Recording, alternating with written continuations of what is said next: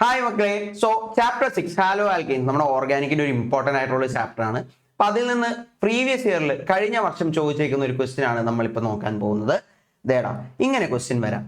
Identify the products X and Y എന്ന് പറഞ്ഞിട്ട് reaction തന്നിട്ടുണ്ട്. CH3CH2OH പ്ലസ് PCl5 എക്സ് എന്തായിരിക്കും വരാം പ്ലസ് POCl3 ആൻഡ് HCl പിന്നെ CH3Br പ്ലസ് AgF. അപ്പൊ ഇങ്ങനെ വരുന്ന സമയത്ത് നമ്മൾ നല്ല എക്സ്റ്റെൻസീവ് നോളജ് ഉണ്ടെങ്കിൽ മാത്രമേ അതിൽ നിന്ന് ചെയ്യാനായിട്ട് പറ്റുള്ളൂ. അപ്പൊ ആദ്യത്തെ റിയാക്ഷൻ തന്നെ നമുക്ക് നോക്കാം. CH3OH ആണ്, അതിൽ PCl5 ആയിട്ടാണ് റിയാക്ട് ചെയ്യുന്നത്.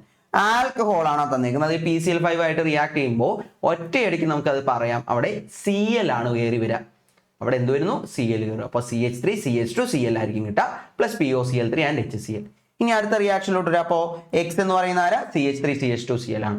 അടുത്ത റിയാക്ഷനിലോട്ട് പോവാം. CH3Br ആണ്, AgF ആഡ് ചെയ്യുന്നു. അതൊരു നെയിം റിയാക്ഷൻ ആണ്, നമ്മുടെ സ്വാർട്സ് റിയാക്ഷനിൽ വരുന്നതാണ് അല്ലേ. AgF ആഡ് ചെയ്യുമ്പോൾ എന്ത് പറ്റും? F വന്ന് Br അടുത്തേക്കും, Br പോയിട്ട് Fന്റെ ഒപ്പം പോകും. അപ്പൊ എന്തായിരിക്കും പ്രോഡക്റ്റ് കിട്ടുക? CH3F പ്ലസ് AgBr എന്നായിട്ട് മാറും. അപ്പോൾ Y എന്ന് പറയുന്ന പ്രോഡക്റ്റ് CH3F ആയിരിക്കും. അപ്പോൾ ഇങ്ങനെ റിയാക്ഷൻസ് ബേസ് ചെയ്തിട്ടുള്ള ഐഡന്റിഫൈ ചെയ്യാനുള്ള ക്വസ്റ്റ്യനുകൾ നിങ്ങൾക്ക് എന്തായാലും പ്രതീക്ഷിക്കാം നിങ്ങളുടെ എക്സാമുകൾക്ക്. ഇതേ രീതിയിൽ തന്നെ നിങ്ങൾ ചെയ്യാനായിട്ട് ശ്രദ്ധിക്കുക. വെരി ഇമ്പോർട്ടൻറ്റ് വൺ ആണ് ആൽക്കഹോളിന്റെ പ്രിപ്പറേഷനിലും അതുപോലെ നെയിം റിയാക്ഷൻ ആയിട്ടുള്ള സ്വാട്സിലും ഫിംഗർ സ്റ്റെയിനിലുള്ളത്. അപ്പോൾ കൃത്യമായിട്ട് നോക്കുക, അടിപൊളിയായിട്ട് പഠിക്കുക. ഓക്കെ.